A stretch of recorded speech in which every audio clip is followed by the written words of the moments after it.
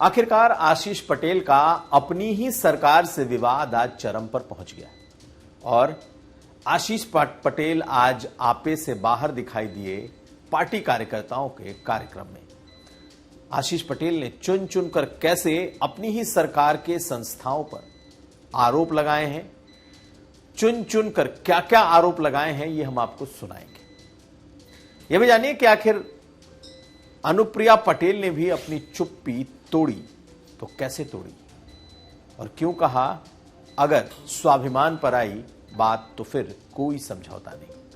अनुप्रिया पटेल ने क्या कहा यह भी हम आपको सुनाएंगे और आखिर में पल्लवी पटेल को लेकर वो कौन सी ऐसी बात है जो लखनऊ और दिल्ली के बीच खटक सकती है, यानी कि अनुप्रिया पटेल और आशीष पटेल ने क्यों कहा कि पल्लवी पटेल ने गलत जगह लाइन लगा रखी है।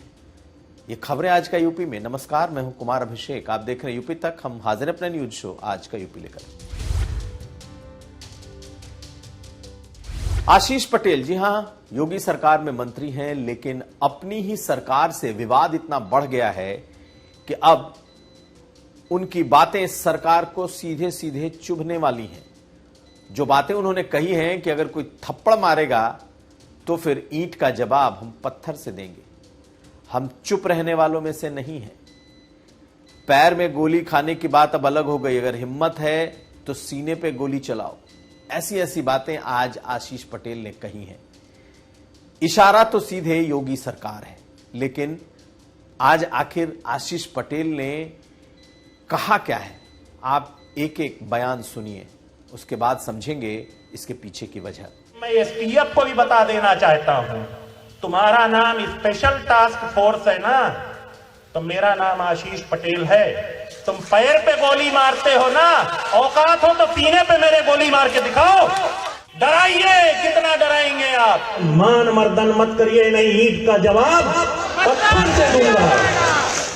दरअसल तकनीकी शिक्षा के में प्रोफेसर्स के प्रोन्नति के मामले को लेकर जिस तरीके से अनियमितता के आरोप लगाए गए, उसके बाद से ही आशीष पटेल भड़के हुए हैं और उनका सीधा आरोप है कि सरकार की एजेंसियां उनके पीछे पड़ी हुई हैं। यही नहीं, उन्हें टारगेट किया जा रहा है। आशीष पटेल ने साफ साफ कहा कि अगर सीबीआई से जांच करानी है तो उनकी, अनुप्रिया पटेल की, सबकी सरकार जांच करा ले। लेकिन अगर सरकार के लोग अगर ये समझते हैं कि उन्हें छेड़कर वो भी शांति से रह पाएंगे तो नहीं होगा, वो ईंट का जवाब पत्थर से देंगे। आशीष पटेल की ये बातें सरकार को चुभेंगी और उन्होंने शायद इसीलिए ये बातें कही भी हैं। ऐसी ऐसी बातें कही हैं, ऐसा लगता है कि अब आशीष पटेल पूरी तरीके से इस मुद्दे पर आपे से बाहर हैं और सरकार से ही, अपनी ही सरकार से दो दो हाथ करने को तैयार है। पहले भाषण में और उसके बाद प्रेस कॉन्फ्रेंस में भी कह दिया कि अगर जरूरत पड़ी तो सब कुछ छोड़ दूंगा, मंत्री पद भी छोड़ दूंगा। सुनिए आशीष पटेल। मंत्री बने रहेंगे? मैं तो कह रहा हूं मुझे आज बर्खास्त कर दो। इस्तीफे का विकल्प भी? इस्तीफा डरपोक देते हैं, बर्खास्त करिए। सोमवार को आपने पूछा, मैंने नहीं कहा, मैंने अपने से नहीं कहा। इस्तीफा डरपोक देते हैं, जो गलत किए होते हैं वो देते हैं। लेकिन आपने सीबीआई जांच तक की बात कही। सीबीआई जांच इसलिए जिसने कुछ किया नहीं उसको डर क्यों? तो जांच न प्रभावित हो इसलिए मंत्रिमंडल भी छोड़ने की बात हो रही है। मेरे नेता प्रधानमंत्री जी कह देंगे छोड़ दूंगा। आशीष पटेल को लगता है कि पल्लवी पटेल को सरकार की तरफ से शह दी जा रही है और शह सरकार की ही कुछ एजेंसियों की तरफ से दी जा रही है और पल्लवी पटेल दरअसल सरकार की शह पर उनके खिलाफ लगातार एक से एक गंभीर आरोप लगा रही है। और यही वजह रही कि आज अनुप्रिया पटेल ने भी मोर्चा खोल दिया और जब कह दिया कि चाहे कार्यकर्ता हो या नेता हो, अगर किसी के स्वाभिमान पर बात आई तो फिर वो कतई इससे समझौता नहीं होगा। अनुप्रिया पटेल ने भी आज खुलकर अपने पति और पार्टी के कार्यकारी अध्यक्ष आशीष पटेल के समर्थन में ये बातें कह दी। हालांकि उन्होंने एक लाइन जरूर कही कि ये उनकी पीड़ा है और चूंकि उनकी पीड़ा है इसलिए उनकी पीड़ा को पार्टी समझती है। सुनिए आज अनुप्रिया पटेल ने क्या कहा है। हमारी पार्टी के किसी भी कार्यकर्ता, किसी भी पदाधिकारी, किसी भी चुने हुए जनप्रतिनिधि, किसी भी नेता के प्रतिष्ठा पर बात आएगी तो अपना दल चुप नहीं बैठेगा।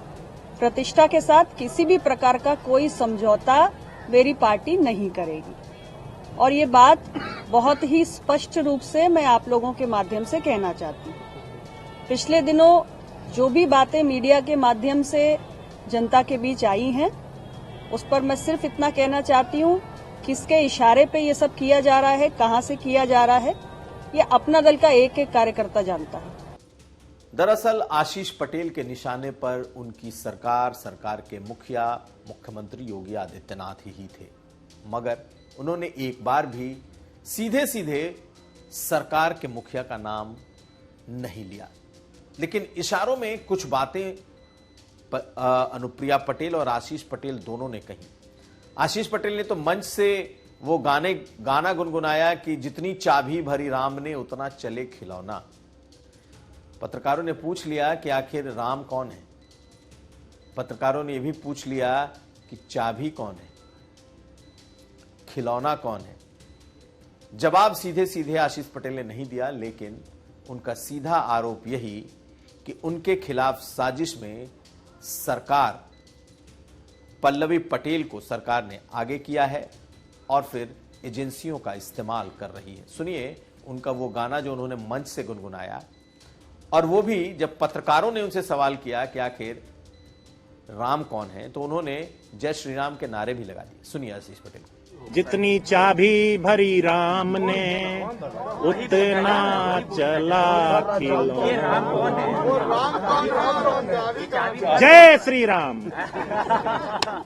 दरअसल जिस तरीके से आज आशीष पटेल का गुस्सा फूटा है, अब तक इस तरीके से किसी ने सरकार पर, किसी मंत्री ने सरकार में रहते हुए ऐसे आरोप कभी नहीं लगाए और सरकार के उन एजेंसियों पर ही आरोप लगा दिया जिसके बारे में कहा जाता है कि लॉ एंड ऑर्डर से लेकर तमाम कुछ अगर आज संभला है तो इन एजेंसियों के बदौलत संभला, यानी कि एसटीएफ। और जिस तरीके के गंभीर आरोप लगाए हैं ये अपने आप में अद्भुत है। लेकिन सिर्फ सरकार नहीं, आज अनुप्रिया पटेल और आशीष पटेल के निशाने पर पल्लवी पटेल थी और उनको बार बार मिस्टर धरना और धरने से ही संबोधित करते रहे आशीष पटेल। धरना देने वाले नेता मिस्टर धरना, इस तरीके की बात ही वो कहते रहे। यानी कि पल्लवी पटेल लगातार चूंकि धरना देती रही हैं, खास करके उन मुद्दों के खिलाफ जिसमें ऐसा लगता है कि कहीं ना कहीं और अपना दल एस को जवाब देना पड़ेगा, अपना दल एस उन मामलों में घिर सकती है, यानी अनुप्रिया पटेल और आशीष पटेल घिर सकते हैं। तो आज निशाने पर लिया पल्लवी पटेल को, दोनों ने, अनुप्रिया पटेल और आशीष पटेल ने भी। कई बार तो मुंह से बोलते बोलते उनका नाम भी नाम निकलते निकलते रह गया।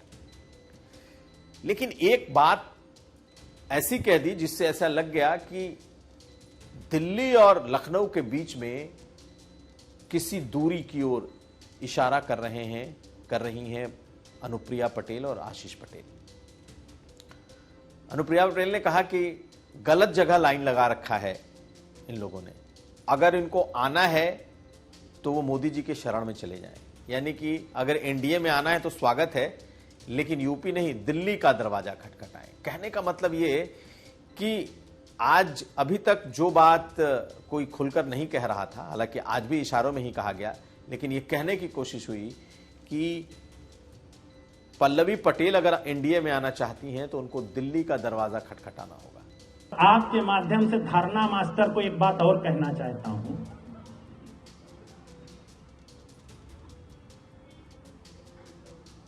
वो बड़ा परेशान है कि बीजेपी कैसे ज्वाइन कर ले। ये रास्ता बन रहा है। मैं तो सिर्फ इतना कहूंगा ना कि जो चैनल आपने इस्तेमाल किया है वो चैनल गलत है।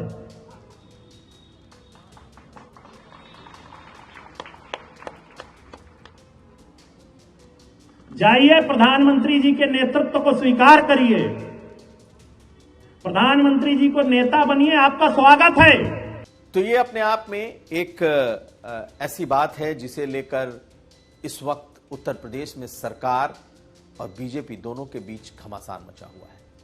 बीजेपी की तरफ से कोई नेता इस विवाद पर बोलने को तैयार नहीं है, लेकिन विपक्ष मजे जरूर ले रहा है।